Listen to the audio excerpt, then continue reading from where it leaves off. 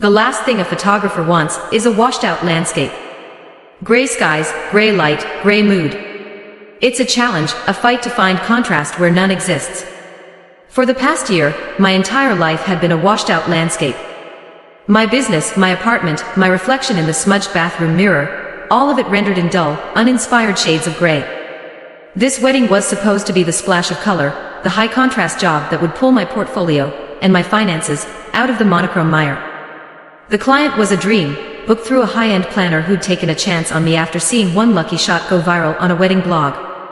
The venue, a sprawling vineyard estate called Stonehaven, was the kind of place that photographed itself. Rolling hills, ancient oaks, a manor house that looked like it had been airlifted from the French countryside. The fee alone would cover 3 months of my studio rent.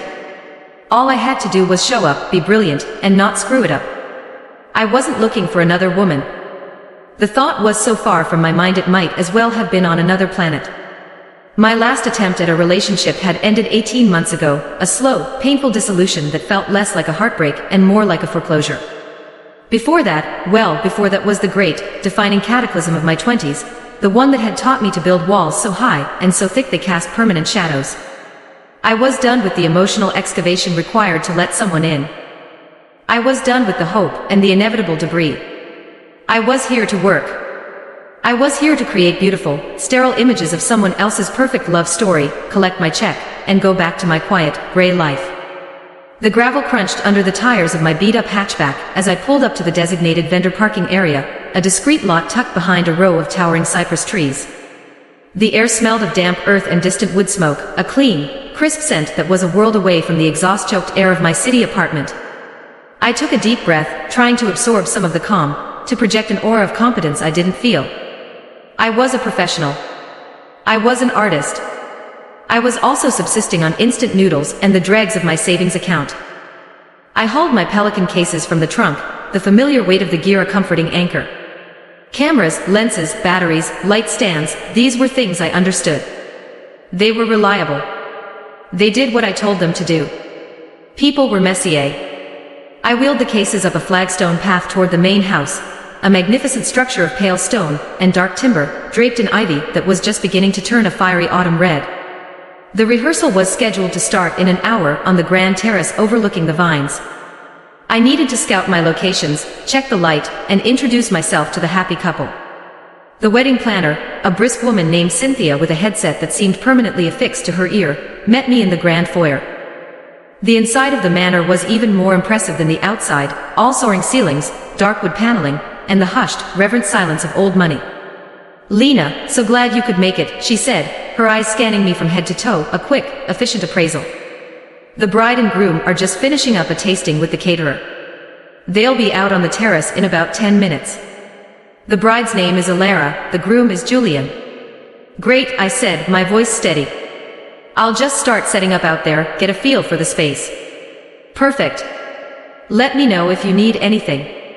The light is supposed to be spectacular this evening, assuming the clouds cooperate." She gave a tight smile and bustled away, already speaking into her headset. The terrace was breathtaking.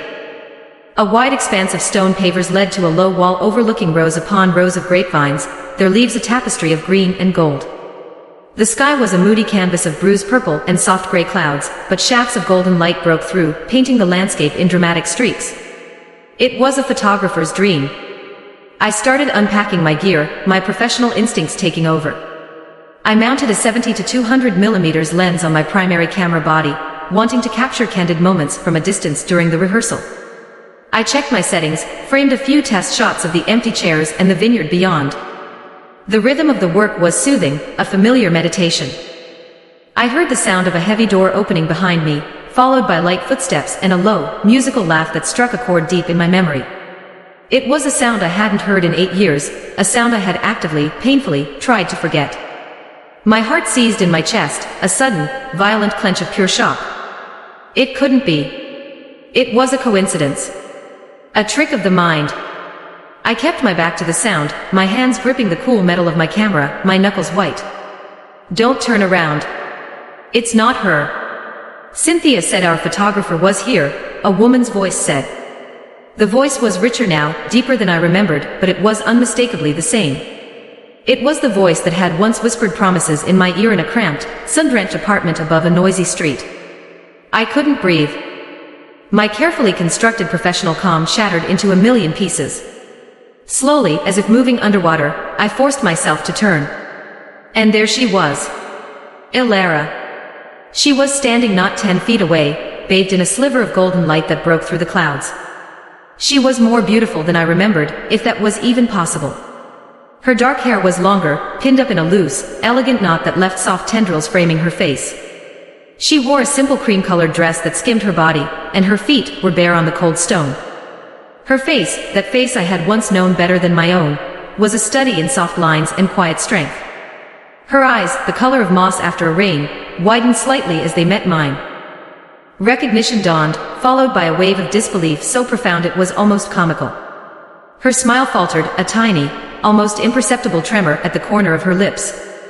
The man beside her, presumably Julian, a handsome guy with kind eyes and an easy smile, reached for her hand. "Everything okay, Elle?" he asked, his voice full of gentle concern. Ilara didn't answer him. Her gaze was locked on mine. The universe, with its cruel and impeccable timing, had just played the sickest joke imaginable. The bride, whose perfect love story was meant to save my career, was the woman who had single-handedly destroyed my faith in love stories altogether. The splash of color had arrived. It was the vibrant, agonizing shade of my deepest regret. My camera felt like it weighed 1,000 pounds. My mind, a frantic, screaming void just a moment ago, went unervingly silent. All I could think was, run. But my feet were rooted to the stone, and my contract was ironclad, and my bank account was a wasteland. I was trapped. Ilara finally broke the silence. Her voice was a strained whisper, barely audible over the sigh of the wind through the vines. Lena? The name, spoken in her voice after all this time, was like a key turning in a lock I'd long since wrested shut. A flood of memories, the scent of her shampoo, the weight of her head on my shoulder, the bitter, final words of our last fight, rushed into the vacuum. Julian looked back and forth between us, his brow furrowed in polite confusion. He was a stranger at the scene of a car crash, unaware of the history twisted in the wreckage. Ilara, I managed to say. My own voice sounded foreign, a dry rasp. I forced a smile, a brittle, horrifying thing that felt like it might crack my face in two. What a surprise. You two know each other? Julian asked, his pleasant, normal question landing with the force of a physical blow. Ilara tore her eyes away from mine and gave him a watery, unconvincing smile. From a long time ago. College. We were roommates. Roommates. The word was so inadequate, so insulting, it almost made me laugh. We were roommates in the way that fire and gasoline are roommates. We had shared a bed, a life, a future. We had mapped out constellations on her ceiling, and our bodies on the sheets.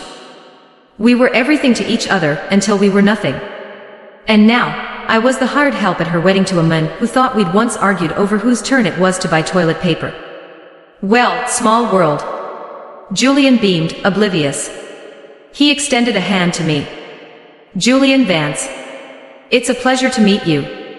Your portfolio is incredible. Ilara's planner showed it to us, and we were blown away. I shook his hand automatically. His grip was firm and warm. He seemed like a genuinely nice person, which somehow made the entire situation infinitely worse. It would have been so much easier if he were an arrogant jerk. Lena Petrova, I said, the name feeling like a lie. Who was Lena Petrova now? She certainly wasn't the girl Ilara had known. That girl had been fearless and full of a stupid, reckless kind of hope. This Lena was a hollowed-out professional who knew how to frame a shot and hide her shaking hands. The rest of the wedding party began to trickle out onto the terrace, bridesmaids in matching silk robes, groomsmen already laughing too loudly. The bubble of our impossible reunion burst, and we were absorbed into the pre-wedding chaos. I retreated behind my camera, using the heavy lens as a shield. It was easier to see her through a viewfinder, to flatten her into 2 dimensions, to reduce her to a composition of light and shadow. But even through the glass, she was devastatingly real. I watched her interact with her friends, her laughter a little too bright, her movements a little too stiff. I saw the way she kept glancing in my direction when she thought I wasn't looking. I was a ghost at her feast, a specter from a life she had buried long ago. Cynthia, the planner, clapped her hands for attention. All right, everyone, let's run through the processional. I want this to be seamless tomorrow. I had to do my job. I lifted the camera, focused, and pressed the shutter. The first photo I took of Alara on the weekend of her wedding was a tight shot of her hand, her fingers twisting the large, cushion-cut diamond on her left ring finger. Her knuckles were white. The gesture was one of pure, unadulterated anxiety. It was a familiar gesture. She used to do the same thing with a simple silver ring I had given her, a cheap little thing from a street market. My heart ached with the venom of memory. For the next hour, I was a machine. I shot her walking down the makeshift aisle with her father. I shot her standing across from Julian at the spot where they would exchange vows. I shot them practicing their first kiss, a chaste, awkward pact that made my stomach churn. With every click of the shutter, I felt a piece of myself chipping away. I was documenting the final, formal erasure of us. I was being paid to canonize the life she had chosen after me. The sun began to set, and the famous Stonehaven light did not disappoint. The sky exploded in hues of orange, pink, and deep violet.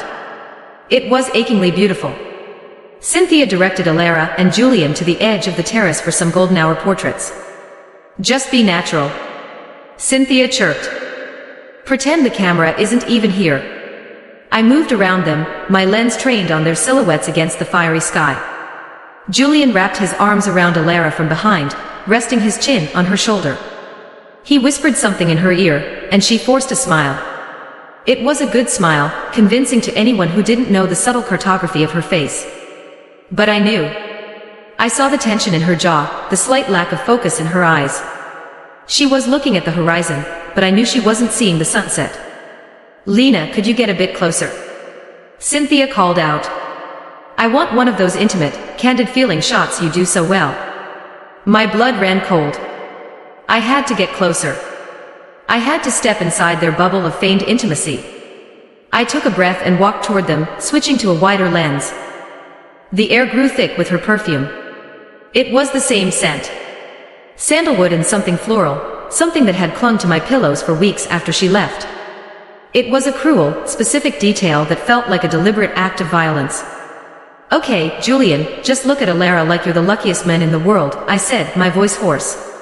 He obliged easily, his expression soft with genuine adoration. And Alara, just look at him. She turned her head, her cheek brushing against his. Her eyes met his for a moment, and then, for a fraction of a second, they flickered to mine. In that fleeting glance, I saw it all. The shock, the panic, the regret. And something else, something I couldn't name, something that looked terrifyingly like a question. I pressed the shutter. Click. I had the shot. A perfect, beautiful lie. The rehearsal dinner was a fresh circle of hell.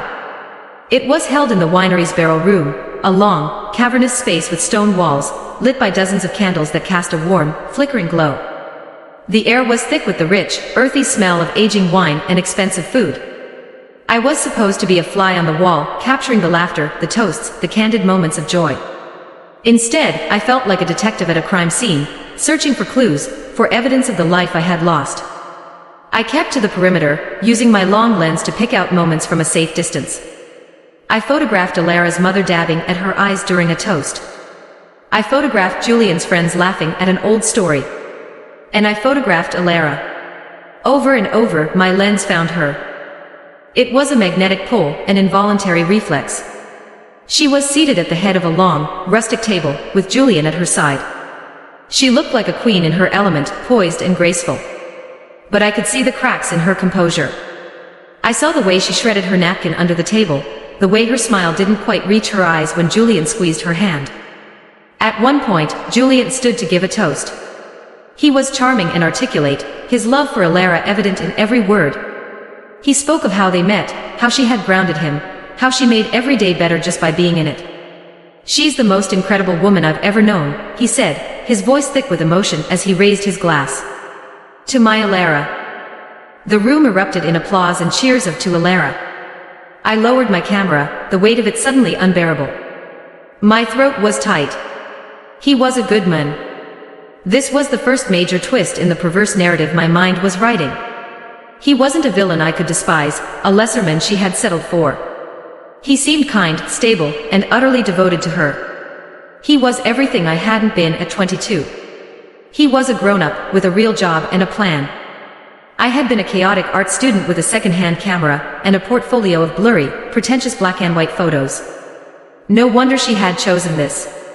This life was solid. Our life had been built on dreams and cheap wine. As the dinner wound down, Julian made his way over to me. He was holding 2 glasses of champagne. "I know you're working," he said, offering me a glass, "but you've been on your feet for hours. Please." "Thank you," I said, taking the glass. I didn't want it, but it seemed rude to refuse. "I just wanted to say thank you again," he continued, leaning against a massive wine barrel. "These pictures are going to be so important to us. Elara, she's not always comfortable being the center of attention. But you have a way of making it seem so easy. She seems relaxed with you." The irony was so thick I could have choked on it. Relaxed.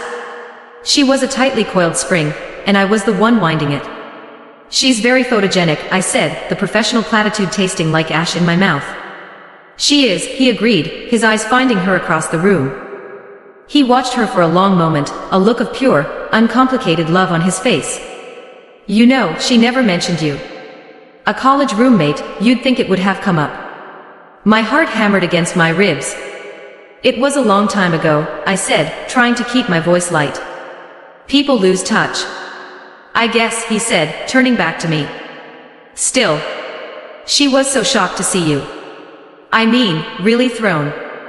I haven't seen her look like that, ever." "Must have been some dorm room," he laughed, a friendly, open sound. I forced a chuckle. "You could say that." He drained his glass and gave me a warm smile. "Well, I'm glad you're here. It feels like, I don't know, like a little piece of her past is here to see her future start. It's nice." He clapped me on the shoulder and walked back to his fiancée, leaving me alone with his well-intentioned, devastating words. A piece of her past. That's all I was. A historical artifact she'd stumbled upon.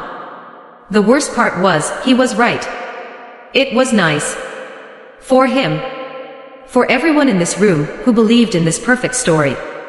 For me, it was a special kind of torture, to stand here, and watch the woman I loved, the woman I still loved, I realized with a sickening lurch, pledge her life to someone else. And he was a good man. He deserved her. Maybe she deserved this easy, stable happiness. Who was I to stand in the way of that? I was just the photographer. Later that night, the party had migrated back to the main house for drinks. I had escaped to the small stone cottage the venue provided for vendors staying overnight. It was a cozy, isolated space a few hundred yards from the main house, smelling of lavender and old wood. All I wanted was a scalding hot shower and 12 hours of unconsciousness. I sat at a small wooden desk, the glow of my laptop screen illuminating my tired face as I began the tedious but necessary process of backing up the day's files. Card after card, I loaded the images. Hundreds of photos of her. Her smile, her hands, her eyes. It was masochism. As the files transferred, I clicked open one of the folders. I saw the shot I'd taken of her hand twisting her ring. Then the one where her eyes had met mine over Julian's shoulder. They were technically perfect photos. The composition was balanced, the light was gorgeous, the focus was sharp. They were also the saddest photographs I had ever taken. A soft knock on the cottage door made me jump. My first thought was that it was Cynthia with a schedule change for the morning. I opened the door, my professional face already sliding into place. But it wasn't Cynthia. It was Elara. She was standing on the small stone step, hugging a thick cardigan around herself. The wind had picked up, whipping strands of her dark hair across her face. She was holding a plate covered in foil. "Hi," she said, her voice small. You didn't eat. I saw you skip dinner. I brought you something." I stared at her, then at the plate. My mind couldn't process the simple, domestic kindness of the gesture. It was too incongruous with the grand, dramatic tragedy of the situation. "You didn't have to do that." I know she wouldn't meet my eyes, her gaze fixed somewhere over my shoulder. Can I come in for a second? It's cold out here." I hesitated for a beat too long before stepping aside. "Of course." She slipped past me into the small room. The space was suddenly charged, the air thick with everything we weren't saying. She placed the plate on the desk next to my laptop. It was a piece of salmon and some roasted vegetables, the same meal I had photographed on her plate hours earlier. "Thanks," I said, my voice barely a whisper. An awkward silence descended. She stood in the middle of the room, wrapping her arms around her waist, while I hovered by the door, as if to block her escape or my own. "Your work is beautiful, Lena," she said finally, her eyes flicking to the laptop screen, where a candid shot of her laughing with a bridesmaid was displayed. "Even better than I remembered." "I got better," I said. I had to. I gestured vaguely around the room. "This is a big gig for me." The confession slipped out before I could stop it, a small, pathetic crack in my armor. Her expression softened with something that looked like sympathy. "I'm glad." She took a step closer to the desk. "Julian's right. I was thrown, seeing you. The planner, she just showed me a portfolio, no names." "If I had known," she trailed off, leaving the rest of the sentence hanging in the air. "If I had known, I would have hired someone else." That's what she meant. "It's just a job, Alara," I said, the words tasting like a lie. "Is it?" she asked, her voice quiet but pointed. She finally looked at me, her moss green eyes searching mine. "Is that all this is for you?" The first drops of rain began to patter against the window pane, a soft, rhythmic drumming that seemed to count out the seconds of our shared silence. The wind held a low, mournful note around the eaves of the cottage. The storm that had been threatening all day had finally arrived. What else would it be? I countered, my voice defensive. I wouldn't give her the satisfaction of knowing this was tearing me apart. My pride, that old, stubborn beast, wouldn't allow it. She looked away, her gaze falling on my laptop screen again. She took another step closer, her fingers tracing the edge of the desk. My screensaver had just kicked in, a slow slideshow of my all-time favorite photos, the ones that defined my work, the ones that reminded me why I did this. Most were landscapes, a few were from other weddings. And then, one appeared on the screen that made my blood freeze. It was a photo I had taken 9 years ago. A black and white portrait of her. She was 21, her hair was short and messy, she wore no makeup, and she was laughing, her head thrown back in pure, uninhibited joy. I had taken it on a lazy Sunday morning in our old apartment, the light streaming through the dusty window. It wasn't technically perfect. It was slightly out of focus. But it was the most honest photograph I had ever taken. I used it sometimes as a screen test, a baseline for calibrating my monitor's contrast and tone. I had forgotten it was in the rotation. Alara stared at the image. Her breath hitched. She reached out, her fingers hovering just above the screen, as if she could touch the girl she used to be. "You kept it," she whispered, her voice thick with unshed tears. I couldn't speak.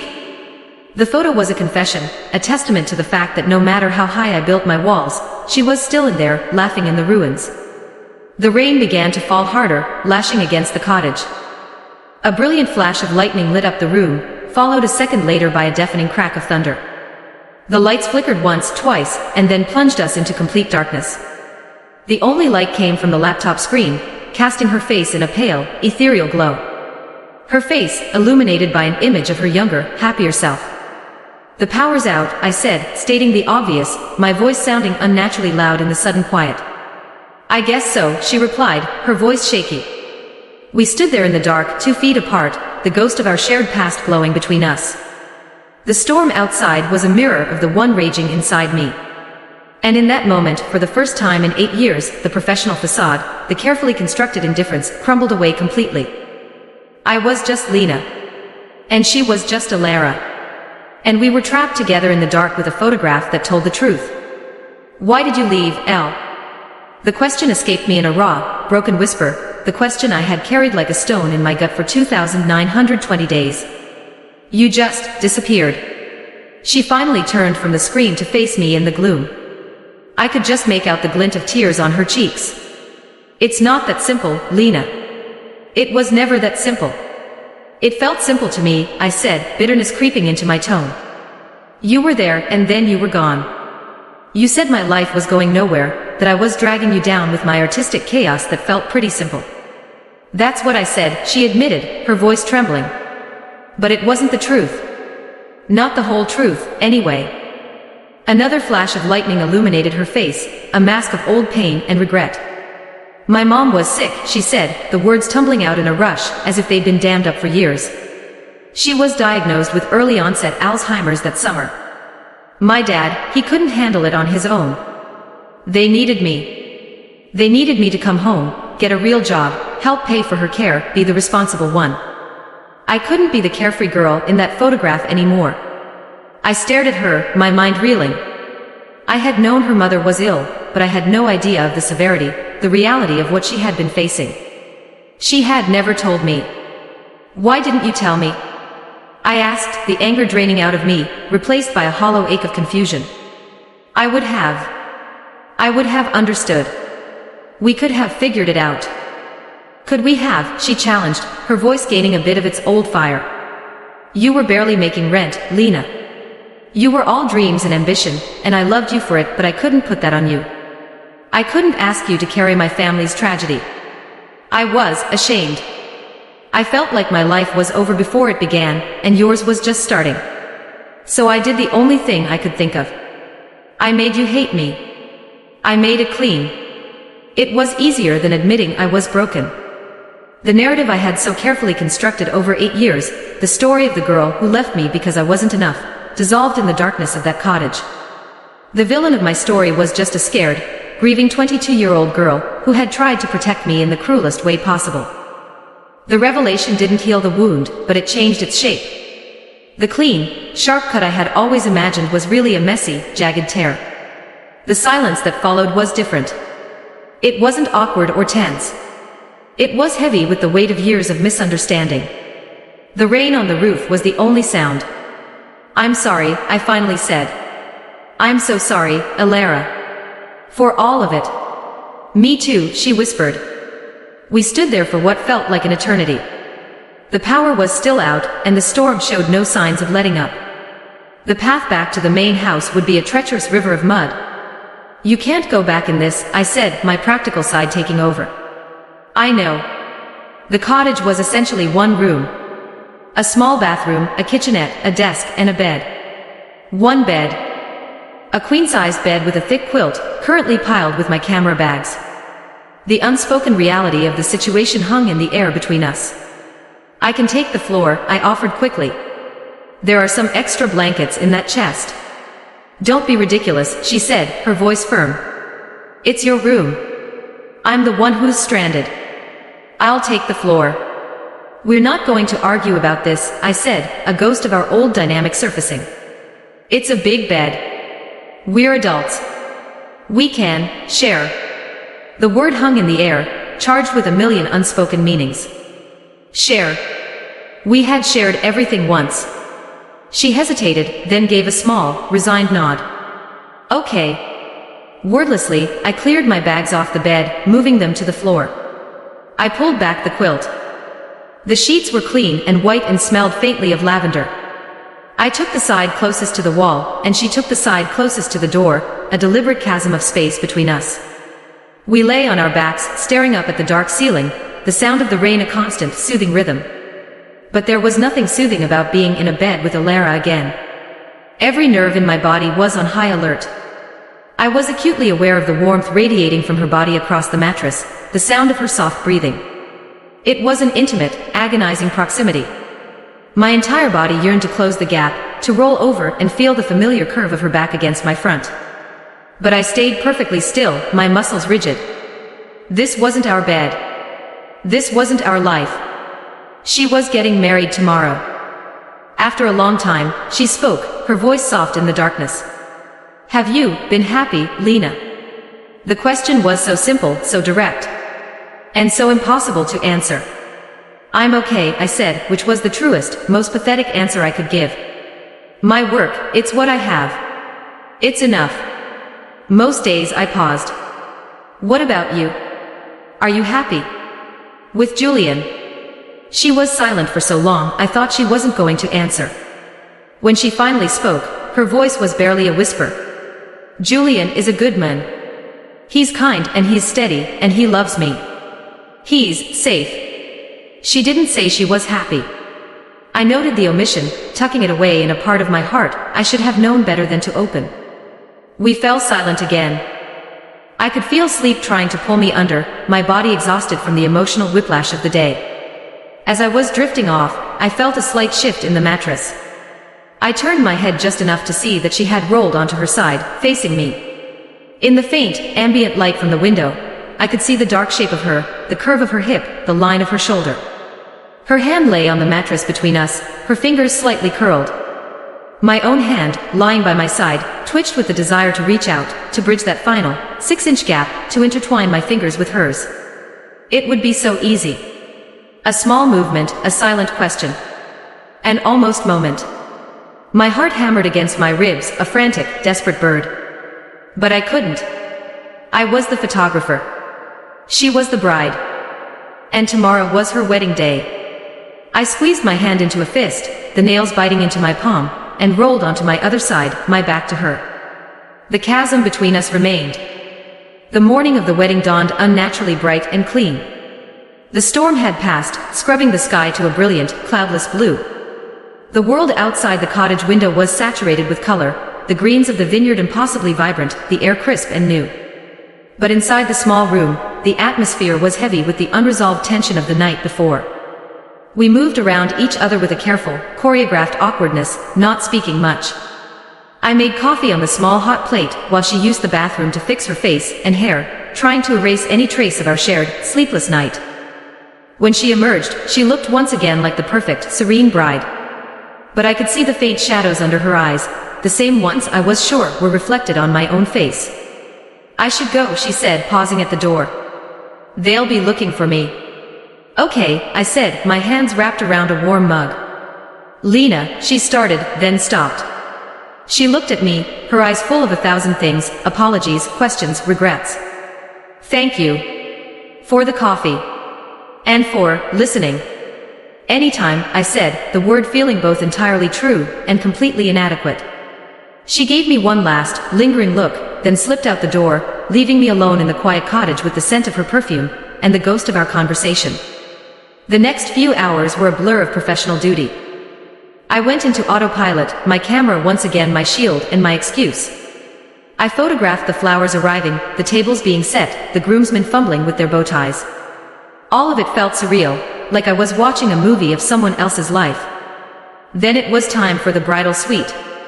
The room was a flurry of activity, bridesmaids in silk robes, a hairstylist wielding a can of hairspray like a weapon, the makeup artist adding the final touches to Alara's face.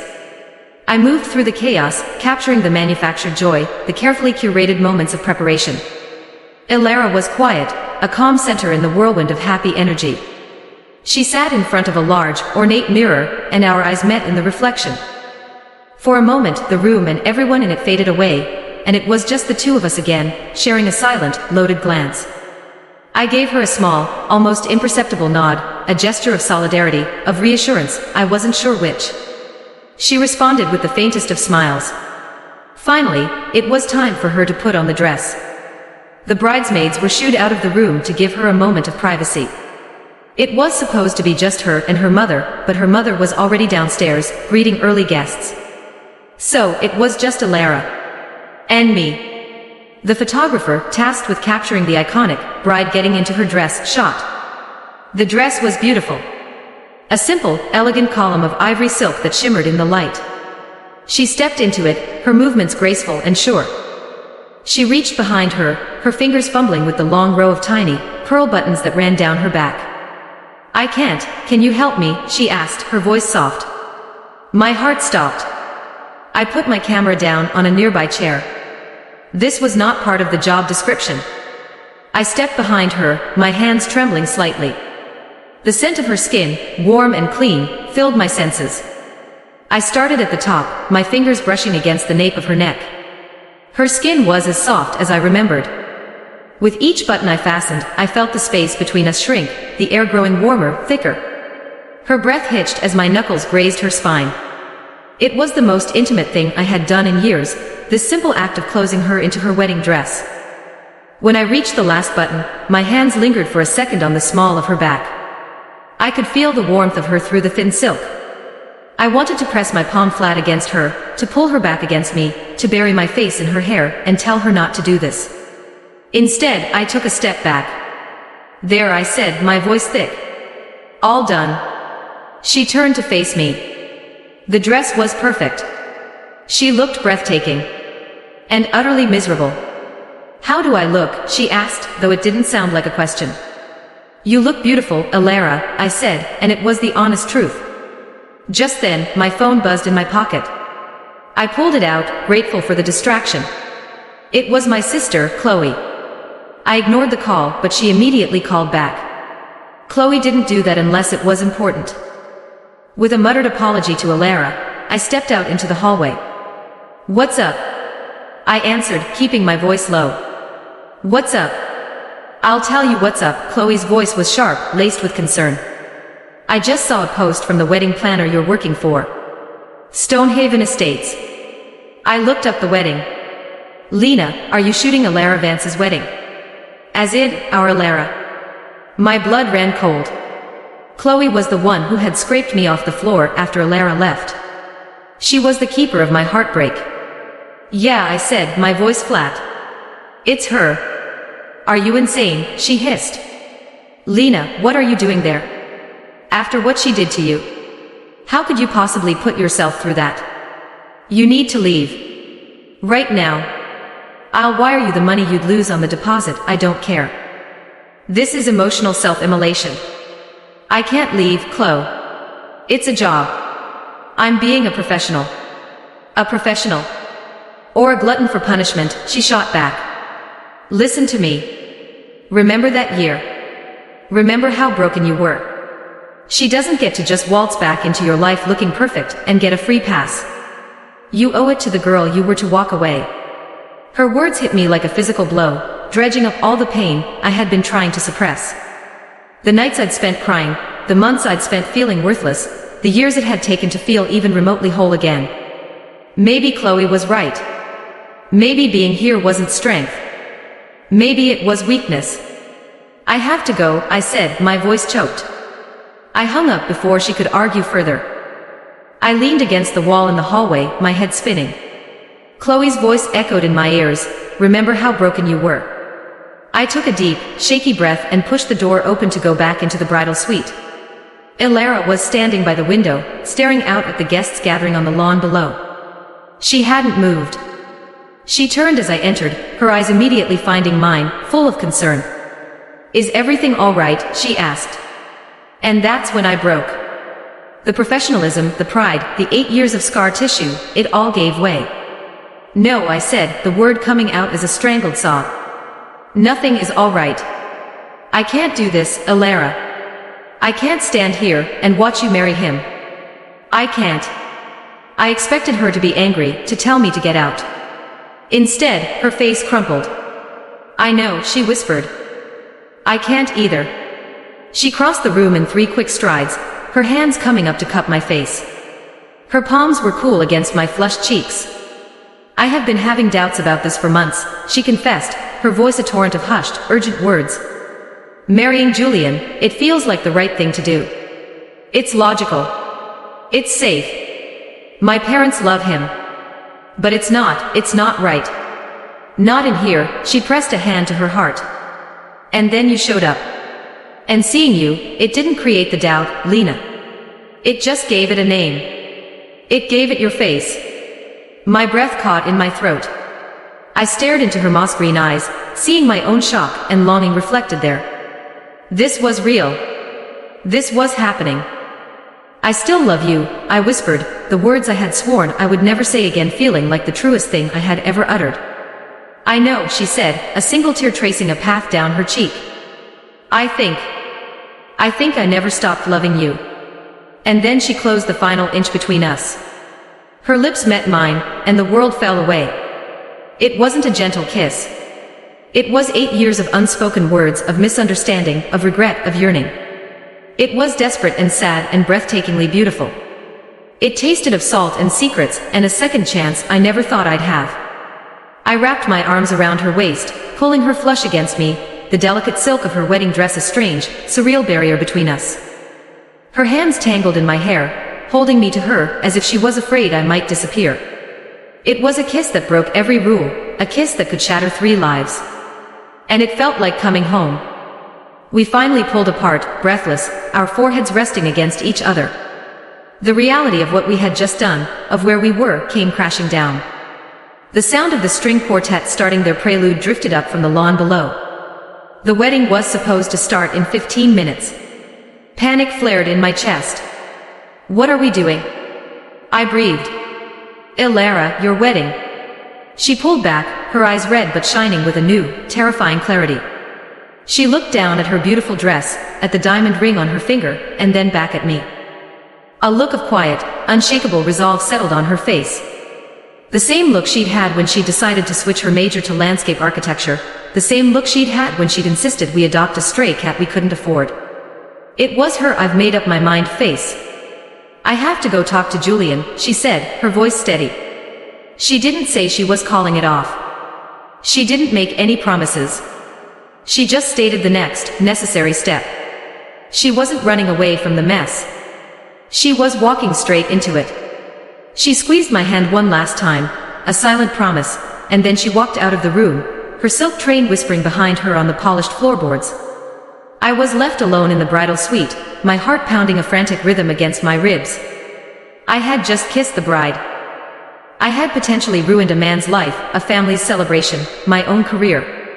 I sank onto a velvet armchair, the adrenaline leaving me shaky and cold. I waited. Every minute felt like an hour. I could hear the confused murmur of the guests below, the music stopping and starting again. The future was a blank, terrifying page. An hour later, the door opened.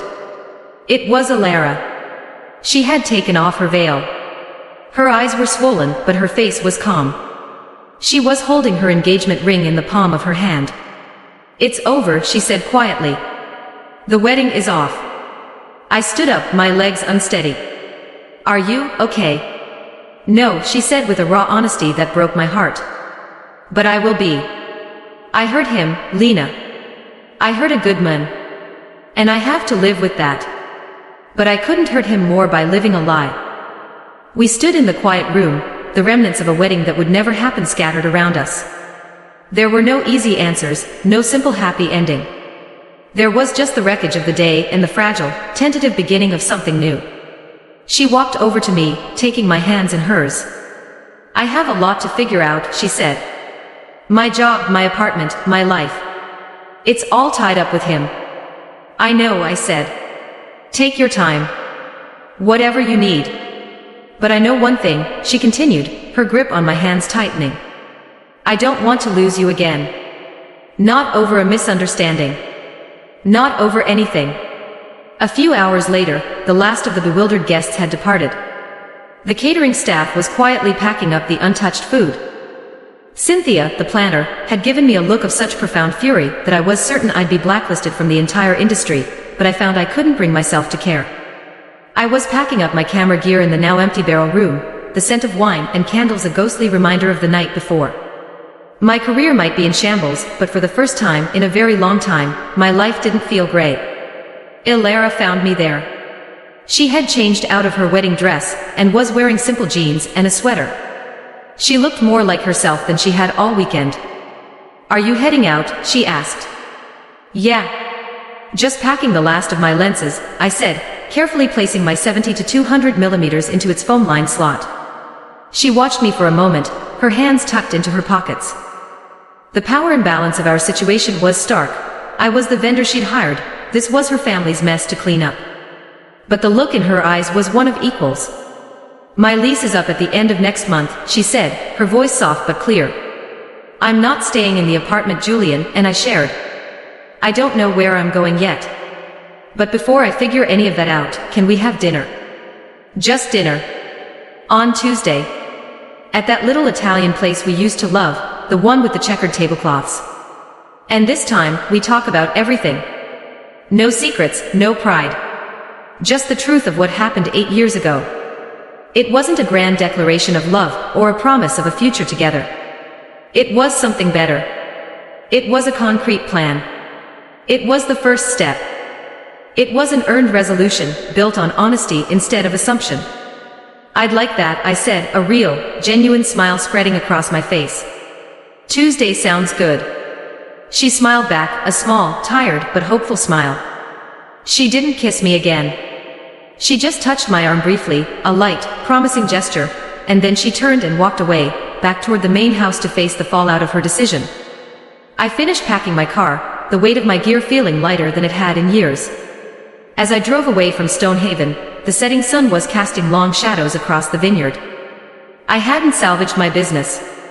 In fact, I had probably destroyed it. But I had stumbled into something far more valuable.